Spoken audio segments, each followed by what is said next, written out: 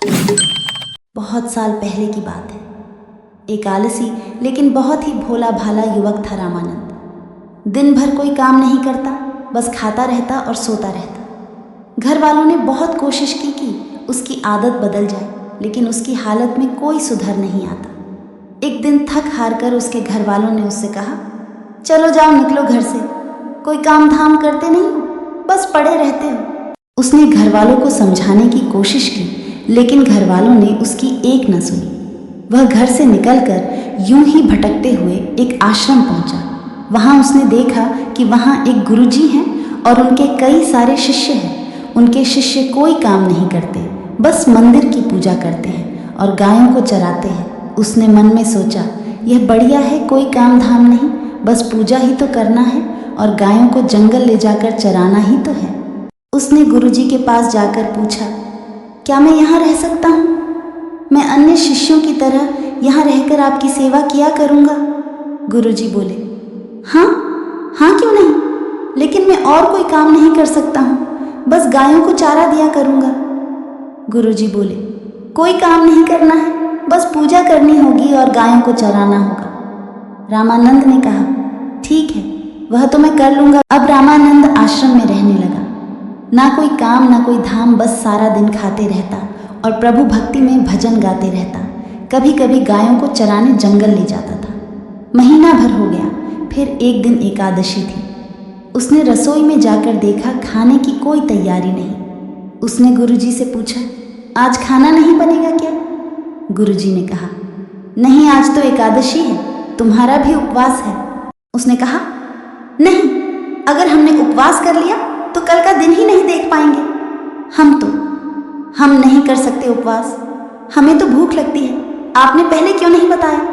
गुरुजी ने कहा, ठीक है, तुम ना करो उपवास, पर खाना भी तुम्हारे लिए कोई और नहीं बनाएगा, तुम खुद बना लेना और गायों को भी जंगल में चराने तुम ही ले जाओ।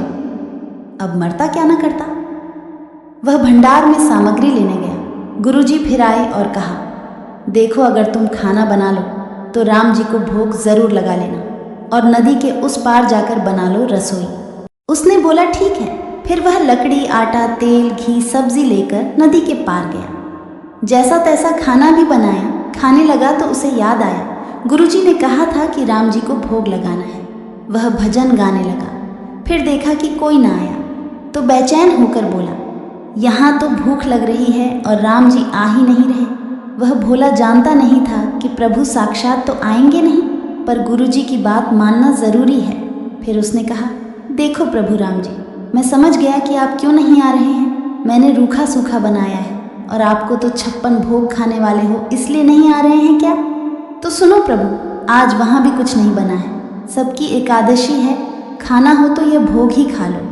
श्री राम अपने भक्त की सरलता पर मुस्कुराए और माता सीता के साथ प्रकट हो गए। भक्त असमंजस में पड़ गया। गुरुजी ने तो कहा था कि राम जी आएंगे, पर यहाँ तो माता सीता भी आई हैं और मैंने तो भोजन बस 2 लोगों का बनाया है। चलो कोई बात नहीं, आज इन्हें ही खिला देते हैं। उसने बोला, प्रभु मैं भूखा रह गया, लेकिन मुझे आप दोनों को देखकर बड़ा अच्छा लग रहा है। लेकिन अगली एकादशी पर ऐसा न करना, पहले बता देना कि कितने लोग आ रहे हो, और हाँ, थोड़ा जल्दी आ जाना। राम जी उसकी बात पर मुदित हुए, प्रसाद ग्रहण करके चले गए। अगली एकादशी तक यह भोला मानस सब भूल गया। उसे लगा प्रभु ऐसे ही आते होंगे और प्रसाद ग्रहण करते होंगे। फिर एकादशी आई। गुरुजी से कहा, मैं चला अपना खाना बनाने, पर गुरुजी थोड़ा ज़्यादा अनाज लगेगा, वहाँ 2 लोग आते हैं। गुरुजी मुस्कुराए। उन्हें लगा कि भूख के मारे बावला हो गया है ये। वह बोले, ठीक है, ले जा और अनाज ले जा। अब की बार उसने 3 लोगों का खाना बनाया। फिर गुहार लगाई, प्रभु राम आइए, सीताराम आइए, मेरे भोजन का भोग लगाइए। प्रभु की महिमा भी निराली है। भक्त के साथ कौतुक करने में उन्हें भी बड़ा मज़ा आता है। इस बार वे अपने भाई लक्ष्मण, भरत, शत्रुघ्न और हनुमान जी को लेकर आ गए। भक्त को चक्कर आ गए। यह क्या हुआ? एक का भोजन बनाया तो 2 आए, आज 2 का खाना ज़्यादा बनाया तो पूरा खानदान आ गया। लगता है आज भी भूखा ही रहना पड़ेगा। सबको भोजन परोसा और बैठे बैठे देखता रहा। अनजाने ही उसकी भी एकादशी हो गई। फिर अगली एकादशी आने से पहले उसने गुरुजी से कहा, गुरुजी, ये आपके प्रभु राम जी अकेले क्यों नहीं आते? हर बार कितने सारे लोग ले आते हैं, इस बार अनाज ज़्यादा देना। गुरुजी को लगा कहीं यह अनाज बेचता तो नहीं है, देखना पड़ेगा जाकर। भंडार में कहा इसे जितना अनाज चाहिए दे दो और छुपकर उसे देखने चल पड़े। इस बार रामानंद ने सोचा, खाना पहले नहीं बनाऊंगा, पता नहीं कितने लोग आ जाएं, पहले बुला लेता हूँ फिर बनाता हूँ। फिर गुहार लगाई, प्रभु राम आइए, श्री राम आइए, मेरे भोजन का भोग लगाइए। इस बार तो हनुमान जी के साथ सारा राम दरबार भी आया, लेकिन यह क्या, प्रसाद तो तैयार ही नहीं है। भक्त ठहरा भोला भाला, उसने बोला, प्रभु इस बार मैंने खाना नहीं बनाया। प्रभु ने पूछा, क्यों? बोला, मुझे तो खाने मिलेगा नहीं, फिर क्या फ़ायदा बनाने का, आप ही बना लो और खुद ही खा लो। राम जी मुस्कुराए, सीता माता भी गदगद हो गई उसके मासूम जवाब से। लक्ष्मण जी बोले, क्या करें प्रभु? प्रभु बोले, भक्त की इच्छा है, पूरी तो करनी पड़ेगी, चलो लग जाओ काम में। लक्ष्मण जी ने लकड़ी उठाई, माता सीता आटा सानने लगी। भक्त एक तरफ बैठकर देखता रहा। माता सीता रसोई बना रही थी तो कई ऋषि मुनि यक्ष गंधर्व प्रसाद लेने आने लगे। इधर गुरुजी ने देखा खाना तो बना नहीं, भक्त एक कोने में बैठा है। उन्होंने पूछा, बेटा क्या बात है, खाना क्यों नहीं बनाया? उसने बोला, अच्छा किया गुरुजी, आप आ गए, देखिए कितने लोग आते हैं प्रभु के साथ। गुरुजी बोले, मुझे तो कुछ नहीं दिख रहा तुम्हारे और अनाज के सिवा।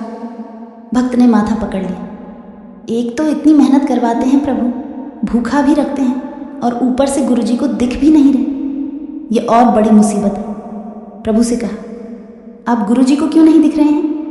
प्रभु बोले, मैं उन्हें नहीं दिख सकता। बोला, क्यों? वे तो बड़े पंडित हैं, ज्ञानी हैं, विद्वान हैं, उन्हें तो बहुत कुछ आता है, उनको क्यों नहीं दिखते आप? प्रभु बोले, माना कि उनको सब आता है, पर वे सरल नहीं है तुम्हारी तरह, इसलिए उनको नहीं दिख सकता। रामानंद ने गुरुजी से कहा, गुरुजी प्रभु कह रहे हैं आप सरल नहीं हैं, इसलिए आपको नहीं दिखेंगे। गुरुजी रोने लगे, वाकई मैंने सब कुछ पाया पर सरलता नहीं पा सका तुम्हारी तरह, और प्रभु तो मन की सरलता से ही मिलते हैं। प्रभु प्रकट हो गए और गुरुजी को भी दर्शन दिए। इस तरह एक भक्त के कहने पर प्रभु ने रसोई भी बनाई। यह भक्ति कथा लोकश्रुति पर आधारित है। तो ये थी आज की रोचक कहानी। अगर कहानी पसंद आए तो लाइक शेयर करें और चैनल को सब्सक्राइब करना मत भूलना। धन्यवाद।